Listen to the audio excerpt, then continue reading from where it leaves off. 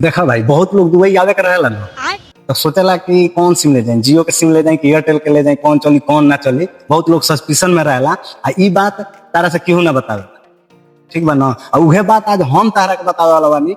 फिर तू जब ई जान जेबा बात ना, तो कहबो हाँ भाई का भईवा बात बतौले, ठीक बात। तो देखो, घर से निकले से पहले तू अपन जियो के सिम को चाहे एयरटेल के सिम को, ओकरा के तू इंटरनेशनल में, इंटरनेशनल रोमिंग में एक्टिवेट कराला। अपनो हाथे कर सकेला, आ तू करा भी सकेला जाके शॉप पर, दुकानी पर। ओकर बाद से ओके करा लो, उहे सिम रही, उहे नंबर रही। आवते कहीं कि डायरेक्ट बात इंडिया।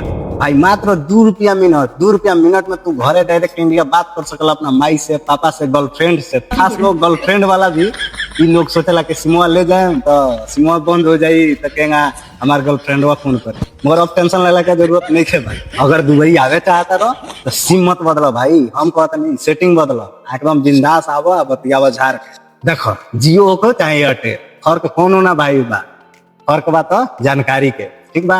अब बताओ, ई बात तारा के क्यों बताई ना बताई, हम बतौले बनी भाई। तो हमके फॉलो कर लो, हम भी वीडियो के शेयर कर दो। तार दोस्त भी अगर कोई जाए वाला बात, तो दोस्त के पास भी वीडियो के शेयर कर दो दबा के, ठीक बा। मिलतन फिर अगला वीडियो में। आ कमेंट में बताइए कि तारा कैसे बतौले हो ना बतौले हो।